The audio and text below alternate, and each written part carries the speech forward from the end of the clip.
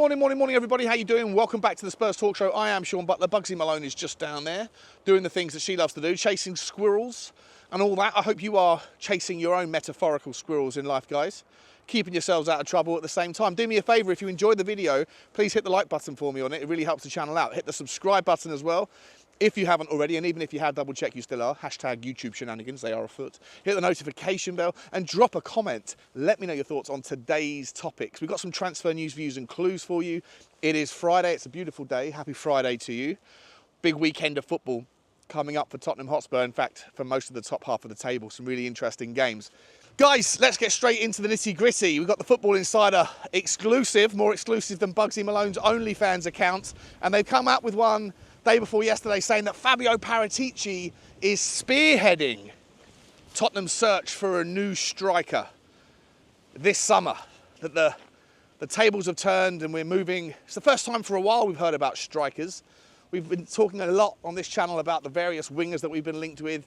Is it Mr. Bargi, the Swedish player up in Denmark? Is it going to be Pedro Neto, Rafinha? Could it be somebody else?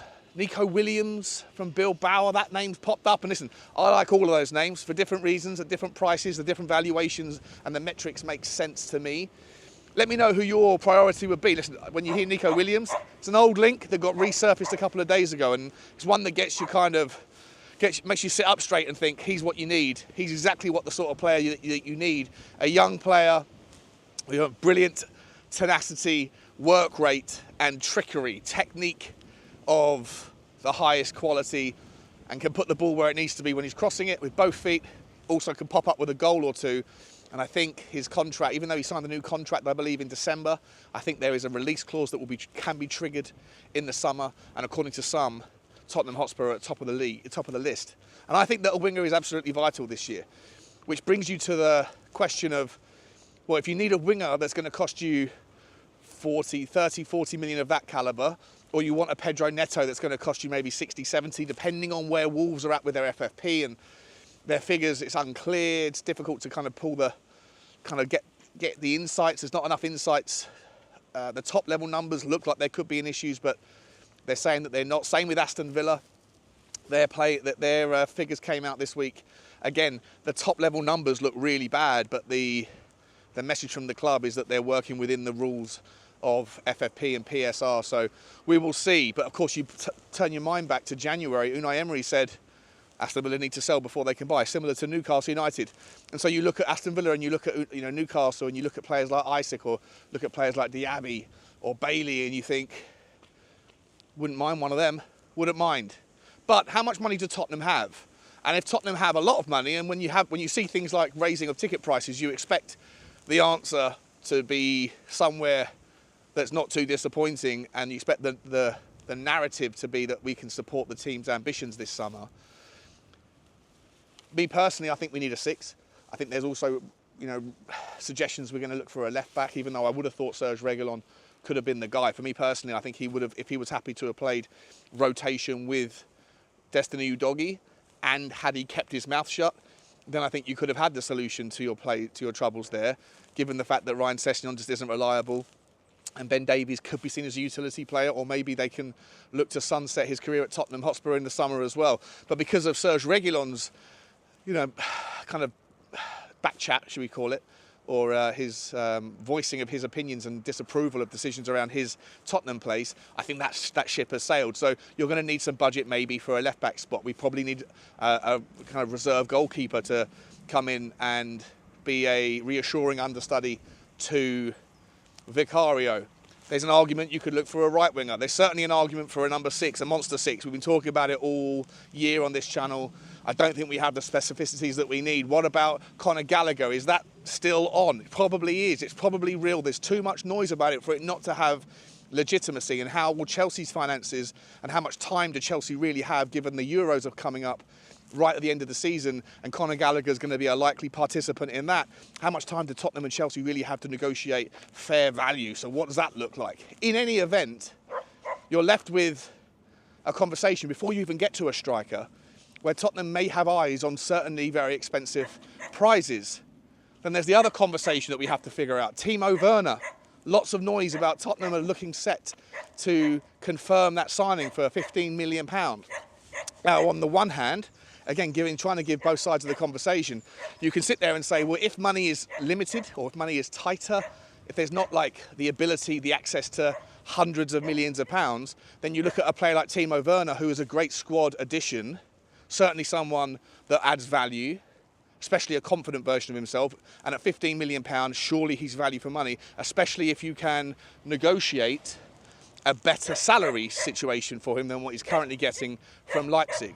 I'm not against it at all. I think he offers a lot of value, and I think he will be a good squad participant. However, it must also be stated that his implementation into the team is a non-homegrown squad space taken up. And so, again, depending on the level of budget and the level of ambition, can you find someone better in that left wing spot who's versatile and utility that can play on the right for slightly more money, but someone who's going to take up a squad space that's going to add more direct value to the first team, one that's more reliable and compelling for the G's and the A's as well as just the A's.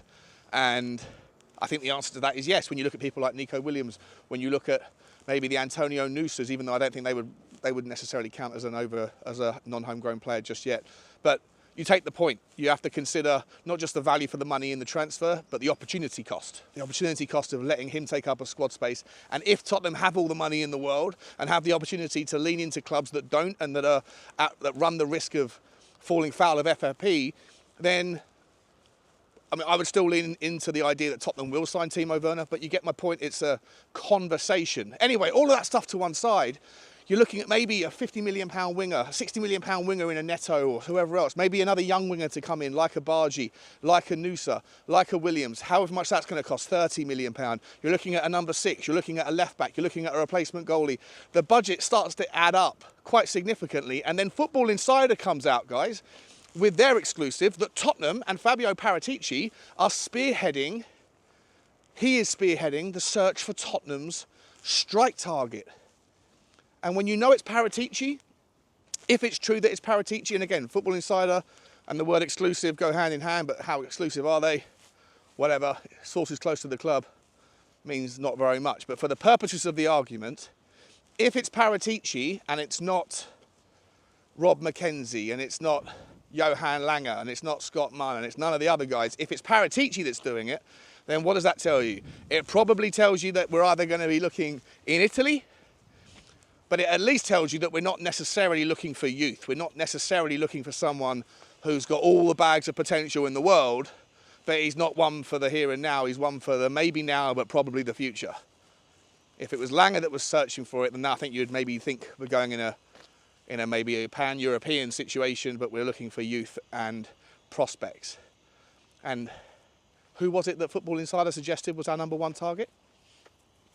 None other than Ivan Toney. £80 million valuation. Ivan Toney out of contract at the end of next year. Last chance saloon for Brentford to be able to get some money out of him this summer in all likelihood.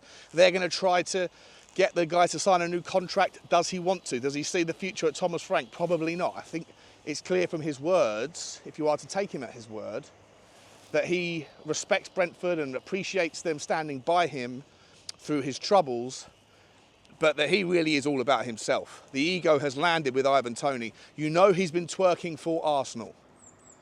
They are the reasons why you might not want to sign him. Is he a team player? Is he really someone that wants to buy into the process and the project, or is he always thinking about Ivan Toney? Either way, you put that to one side and you look at the player in isolation, and he is unbelievable. An unbelievable find from Brentford when Brentford sold Ollie Watkins to Aston Villa. I mean, Ollie Watkins was a wonderful purchase for Aston Villa. Apparently Tottenham Hotspur, according to Johnny, Tottenham Hotspur were interested in Ollie Watkins but didn't want to pay the money.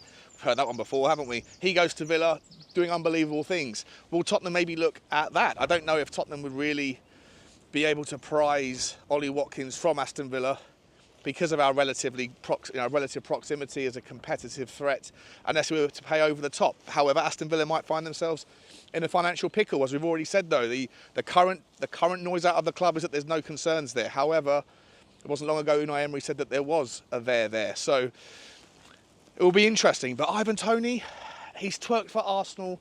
He's incredibly selfish, incredibly ego-driven. I don't think he's very accountable to his own issues. I don't think he's really taken stock of how he let down his team as much as he did with his issues, even though I sympathise and empathise with people that struggle with addiction, for sure. But do you want a player who is that good? And he really is that good. He is the Harry Kane replacement. He is someone who's absolutely phenomenal in the air. He is brilliant off both feet. He's quick, he's smart, he's intelligent. His football IQ is up there with the best in the league as a striker. And for me, I don't think you're going to find many better. I really don't. It's just a case of the opportunity cost and whether you desire that sort of personality. For me personally, if Ange can find a way to convince him to come over on the conditions that Ange would have, which is that you're prioritising the team first, then I'm all for it. I also would love it if we could gazump Arsenal or find a way to get the job done and sort of put a spanner in the spokes of Arsenal plans. And I'm sure a lot of Arsenal fans think it's a fait accompli. Financially, Arsenal, by the turn into the next season, will have the revenue from this season's Champions League to balance their books. And so their FFP issues may have prevented them from doing so much business in January. But by the summer, as soon as they turn into the 1st of July, I would imagine that they're back on the right side, or at least have enough wiggle room to kind of kick the can down the road a little bit. And so it will be interesting to see whether or not Tottenham can find the mechanisms and the negotiation tactics to get something done beforehand. It's part of the benefit of this conversation turning into an outcome where we're on board with this is that not only does it suit Tottenham's needs, but it also screws up Arsenal. And that's always a beautiful thing to see. That said, guys, there are other strikers out there that we're interested in. We know about Santiago Jimenez. The Football Insider article does go on to mention that. What about Gyökeres, the guy that was at Coventry, the Swedish player? I think he's Swedish. He's at Coventry 3 years ago, and scored 50-odd goals or 40 goals or something crazy in the Championship. Moves over to Portugal and carries on with this incredible form. He's now got a release clause which is fairly high, but Portuguese clubs are difficult to negotiate with, but will always eventually sell if the price is right. Did that ship sail? Did everyone miss the boat there when he was at Coventry? A very talented player. There's a few others knocking around, guys. As I said, Ollie Watkins is one option. Maybe Dusan Vlahovic. If we're talking about Paratici spearheading the search, then it makes sense to think about Italy, to think about Juventus, and to think about an old target in Dusan Vlahovic. Now, I know people like Dave absolutely right, like they top of the list is Dusan Vlahovic. And I get it, brilliant player. Don't think we've seen the best of him at Juve. The Fiorentina version of himself was by far the most interesting on the eye and in terms of output. He's had a decent season this year, but again, I feel like the system at Juve stifles, I think, what you could see of him. And I think that name and the calibre of signing would make everyone sit up and take notice of Tottenham if we were to get a Vlahovic. And as I say, if it's Paratici that's doing the searching, maybe he'll end up turning back to his old home where he knows what's the go, and taking advantage of if Juventus happen to still be in any financial distress. I'm not sure if they still are, but there's always something going on with Juventus that needs to be figured out. Interesting, guys. Interesting names popping up. And of course, it's no surprise that the day after the ticket price rises come out, as too does the big name signings that we're supposed to get. A little bit of PR mastery there from Daniel Levy, perhaps, or is it just Football Insider putting two and two together and getting 4, or maybe they're getting 5? Time will tell, guys. Like, subscribe, and comment, and as always, bye.